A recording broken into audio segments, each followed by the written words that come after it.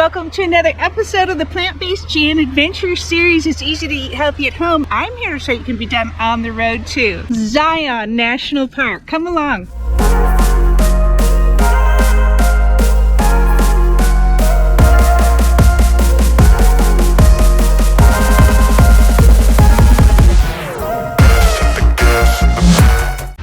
Today we are biking on the scenic highway in Zion National Park right next to the Virgin River. It doesn't get any more scenic than that.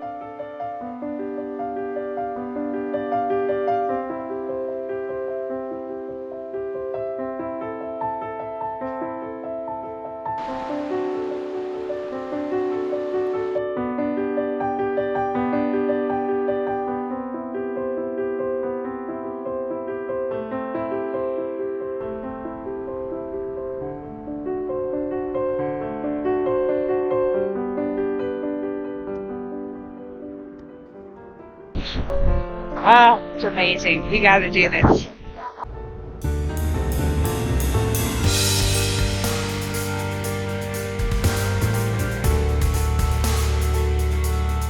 To get to this area up here, there's 3 ways in. The shuttle, walk in, or bike. We chose the bike, of course.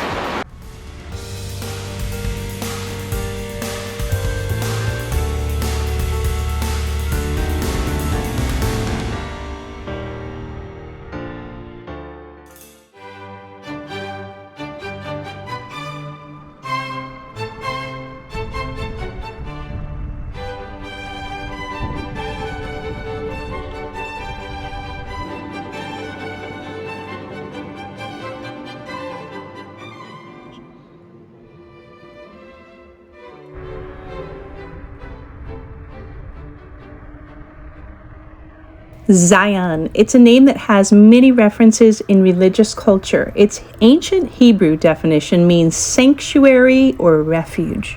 There's no question that Zion's experience inspires peace and awe from such magnificent and rare natural features, and they're remarkably concentrated in a relatively small area. Let's go back earlier in the day and start from the beginning. We're heading to Springdale, Utah, which is the ultra-scenic little town at the southern border of the park. And this is where they have a lot of rental options and businesses, local businesses. They rent regular bicycles, electric bicycles. We're renting electric bikes to explore what many call the heart of Zion Park. It's the canyon via Zion Canyon Scenic Drive. It's a self-driving tour that lets you pause and explore wherever you want. Where in the world is Zion? It's in the United States, in Utah. It's close to the city of St. George, where we stayed. One of the many benefits of biking Zion is there's a separate pedestrian biking path entrance, so you can bypass the vehicle lineup at the main gate if it's busy. There's a number of companies that rent bikes in Springdale. There's probably 6 of them, and they're all basically the same. You know, it comes down to customer service and all that, but some of the extras that you might look for are a cell phone accessory, water bottle accessory, some things like that, free bike locks, free helmets, and then the information of the person that's helping you, and this has been very helpful here. The bikes are charged for about 45 miles, and it's from any point in Springdale. It's going to be about 8 miles up to the end, 8 to 10, depending on how much you stop and all that. So you're going to get a good round trip with one charge. Here we go. So we're all checked out. We're going to start up the bike lane here and get to the entrance of the park.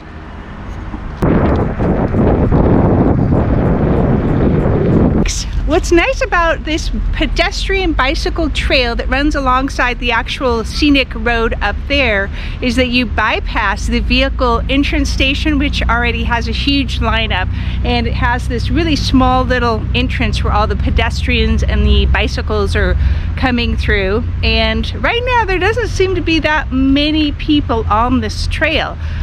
We just hit some nice facilities right here, and now we are ready to go.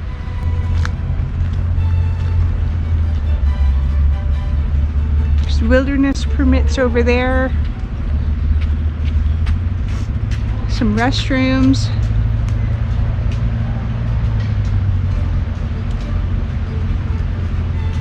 It's October 25th, just a fabulous day. It's a little cool, but it's bright sunshine out. There's no reason to wonder why this is one of the most visited parks.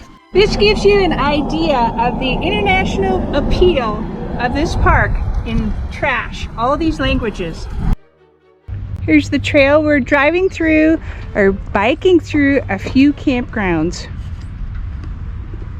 Very picturesque. I gotta stop again. I'm on the bridge looking at this picturesque river. I don't see how we're actually gonna get anywhere with all this scenery.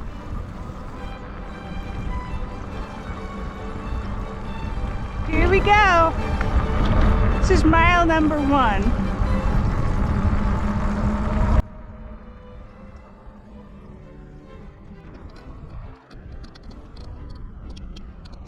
This is the gate that you're not allowed behind if you're in a private car. Shuttles only. The shuttles that run up and down Zion Canyon Scenic Road are integral to the health of the canyon, but also provide a great experience for visitors. Before the shuttle system existed, there were thousands of people and vehicles competing for a mere 400 parking spots. As you can see, that it certainly would be chaotic if everyone was trying to get in and park in those limited parking spots. The shuttle runs and operates all year except November 28th through December 22nd. While that's true today, of course, you want to double check the park website to make sure that that's the current yearly schedule. To clarify, the road in the park that I've been talking about with just the shuttle access, or bikes in our case today, is the Zion Canyon Scenic Drive. This is where the lodge is and some of the famous features like Angel's Landing. If you want to just drive in your car for one of the most scenic drives on the planet, you certainly can. You drive the Zion Mount Carmel Highway, which has the famous tunnels, and in certain places it overlooks the Canyon Scenic Drive.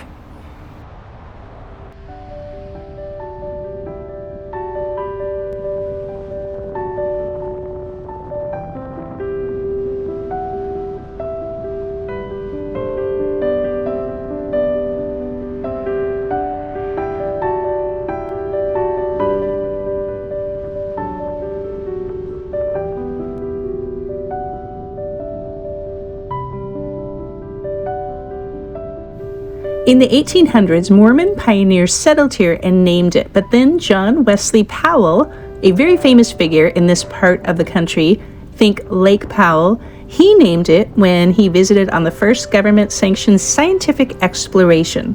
Early in the 20th century, the general public got a glimpse of this park and were obviously stunned. So in 1909, President Howard Taft deemed it a national monument. In 1918, it became a national park and the name changed to Zion. Zion has many religious references, of course, and in another development, a Methodist preacher was actually the one that came up with names that you see today, some of them. Angel's Landing, the Great White Throne.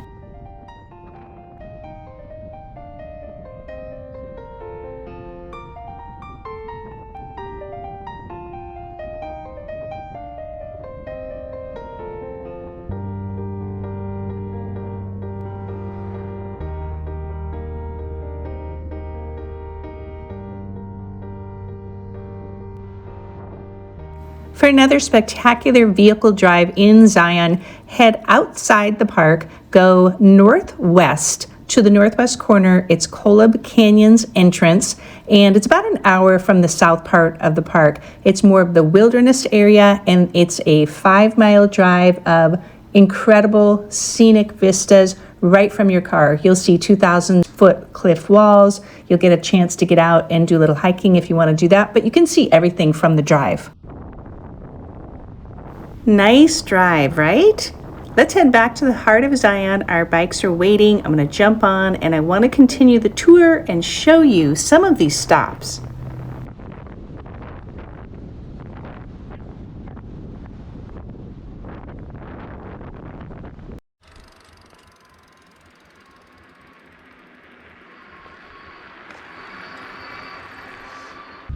The Zion Lodge. We've just stopped at the grounds of the Zion Lodge. Not too bad. Pretty epic grounds with, it looks like the beginning of a couple trails are at this lodge too. Lots of activity. There's very little traffic, as you can see. It's just the shuttles and a few park or business vehicles. You do have to hug the right side of the road and really work your mirror to watch out for vehicles that are approaching you from behind. The rule for shuttles is that you have to pull over to a complete stop or they will not pass you. There are a couple of speed limit signs. I've seen both 25 and 35. 35 is more on the straightaways, I noticed, and these bikes will only go up to 20 miles an hour max, so it doesn't really matter. This is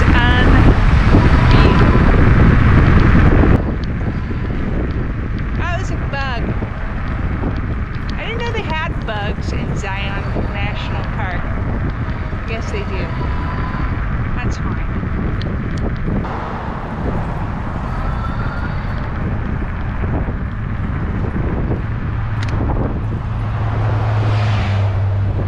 We just are stopping to warm up a little bit because it's crisp and cool out, even though it's this brilliant sun, and we're looking at a trail right up here. I'll turn this around and show you what we're looking at. So you can barely see those people up on the ledges. Just watching to see how they make their way up and down. From this distance, you can't really see the actual trail, but you can see some of it and some of the ledges. Angel's Landing is a more dangerous trail because it's so narrow in certain parts, and of course it's very high. We just locked up our bikes and we are going to stop at the Grotto. The Grotto is where all of the maybe famous trails you've heard of start, including Angel's Landing that you need a lottery for. It's nice to be able to lock up your bike and just do a little bit of walking. We're leaving our helmets on because it's, why not?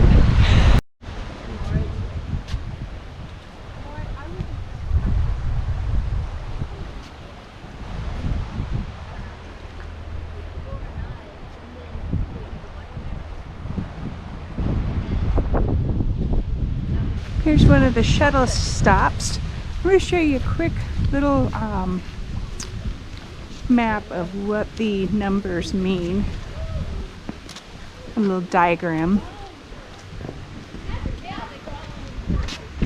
So one is the park entrance, and we're at the Grotto right now. Weeping Rock is closed because they had a huge rock fall. I did find one more way into the park. It's on horseback. Here's the horse corral. It's right by the Emerald Pools Trail. I gotta go see him up close. I love horses. You're supposed to walk your bike, so I am walking it. Too bad I don't have any treats or apples or carrots.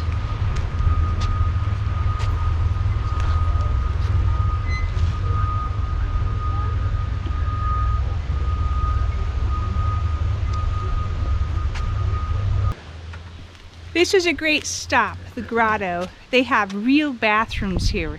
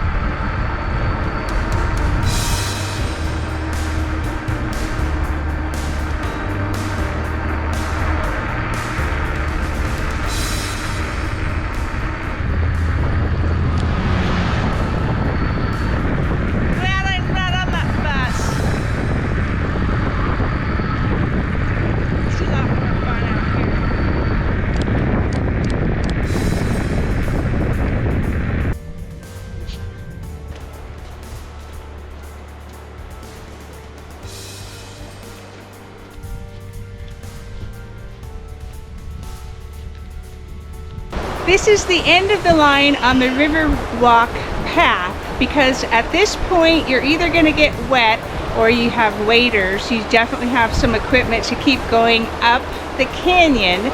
And if you think about it, the canyon just narrows to this width where it allows just enough water or enough area for the river to flow. Not like down in Springdale, which is the same canyon, but it's wide enough to fit the entire town.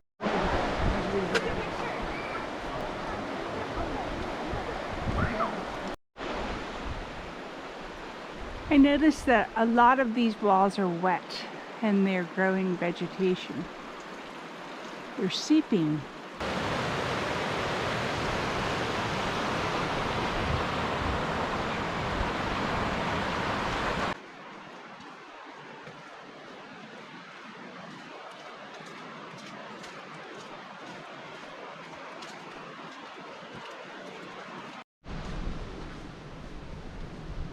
They have such nice infrastructure up here, little details. So that was the end of the line. Now we're going back, and it was very popular up there. I tried not to get too many people in my videos, but man, ooh, that's a cool pool. There was, I'm sure, a couple hundred people up there.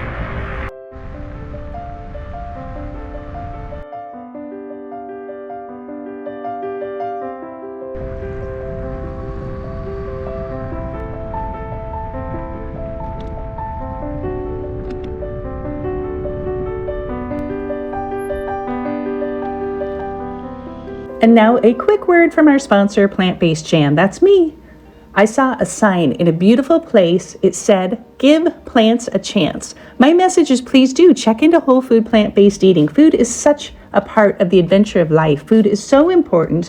It's what fuels us, and food can free us. The right food can free us from the chronic diseases that hold so many people down, and it's why I created this platform. I had to get this message out. We're at a time in history where we have more prescriptions, more pills, more procedures than ever before, yet more people struggle with chronic disease. 6 out of 10 people, and even more, are burdened with extra weight. Look into the mountain of evidence-based research. It's all been there. It's all been there for decades. There's a lot of great books out there by doctors and scientists who are interested more in healing and prevention of disease than just treating it. They cover every subject. One of them you might be interested in, from the biochemistry of nutrition to autoimmune diseases to cardiology to fiber and our gut microbiome. Everything's out there. You'll have to look past clickbait articles and modern media that are just concerned with views.